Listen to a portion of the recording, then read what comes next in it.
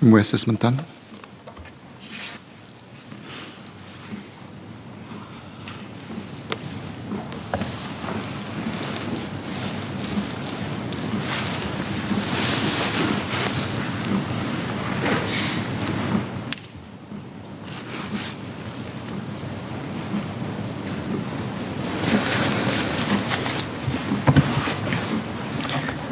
Mr. Chairman, I will elaborate on 3 areas that the Home Team will be focusing on: our partnership with the community and industry stakeholders in the year 2022 to keep Singapore safe and secure.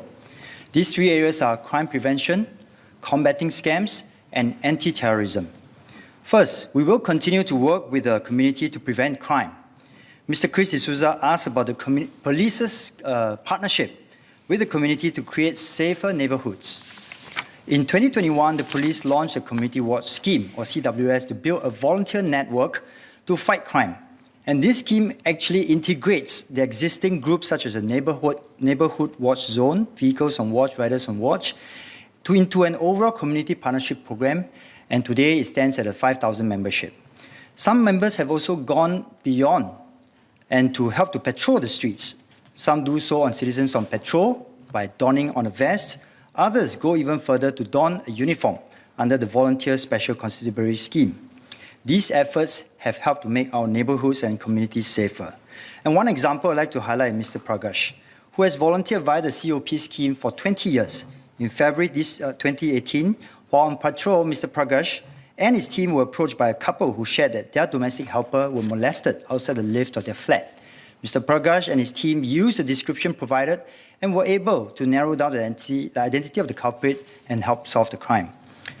Mr. Sito Ipin asked how the government will tackle public disorder and disamenities brought about by errant debt collection activities. We have listened carefully to the feedback from the ground, and we intend to put in place a new debt collection regulatory framework to address this issue. This framework will involve a licensing regime and introduce restrictions on what debt collectors can or cannot do. Second, on our whole of society approach to tackling scams and cheating cases, Mr. Derek Goh and Mr. Mak Cheh asked how the government will combat the scourge of scams together with our stakeholders. In February, I made a ministerial statement on outlining 2 aspects of our approach: enforcement and public education. Let me just highlight some of the key points from there. I mentioned about the Anti-Scam Center, which continues to be effective and will continue to be organized for better effectiveness. I talk about working with transnational agencies and jurisdiction and law enforcement agency to continue to be more effective, as many of these crimes were transboundary. And finally, we will continue to work with the telcos as well as the banks to secure our network and to ensure that our funds are secure in the transactions. And some of the measures that we introduced, including blocking of SMSs, phone calls, as well as websites, will be introduced in the year ahead.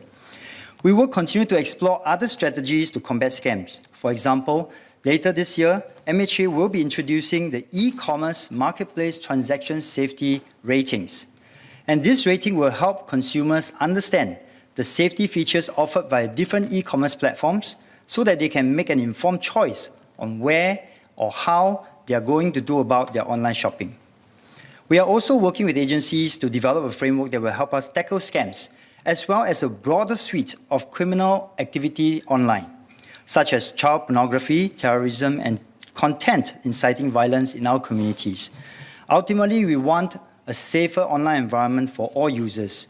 We will engage the relevant stakeholders on our proposals very soon, and this responds to Mr. Desmond Chu, as well as Mr. Mak Cheh's question on how we're going to deal with the harmful online content and virtual crimes. Mr. Murali Pillai asked if the Commercial Affairs Department is adequately resourced and whether the CAD can tap on the private sector to enhance its operation. As I mentioned earlier, resourcing across the SPF, and that includes CAD, is indeed very stretched. We will have to discuss with the Ministry of Finance on how we can increase our manpower in the police force to enable our forces to cope better. We regularly review our salaries of our CAD officers to make sure that their salaries are kept competitive and that they are able to be adjusted should the market forces also move. Even so, this has not prevented CAD from being an effective unit. CAD has also proactively engaged industry stakeholders to streamline its operations. For example, in 2021, CAD worked with trusted industry partners to disrupt an extensive network of shell companies potentially used for money laundering. This partnership allowed CAD to intercept over $33 million in criminal proceeds. With regard to the member's suggestion on whistleblowing legislation, today our current laws already protect the identity of informants for organized crime and money laundering offenses. At the same time, we take a stern view of such crimes, and so our laws do not protect them from prosecution or to provide further incentives. While we can understand that whistleblowing will encourage more people to step forward to help detection, there are also other considerations that we need to consider, including how it may create moral hazard or lead to frivolous reporting, or there may be some cases where the whistleblower themselves is complicit in the crime. So these considerations will have to be weighed against some of the benefits that the member talked about. Mr. Don Wee asked how we will address money mules, individuals who receive the transfer tainted funds as part of a transnational syndicated money laundering process.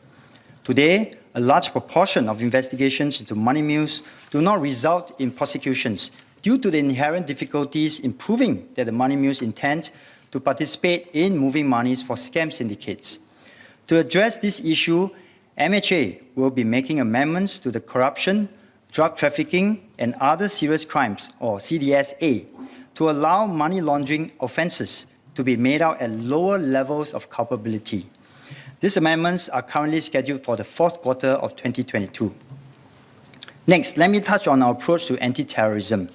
Mr. Chris D'Souza asked about the government's partnership to prevent terrorism and strengthen our response.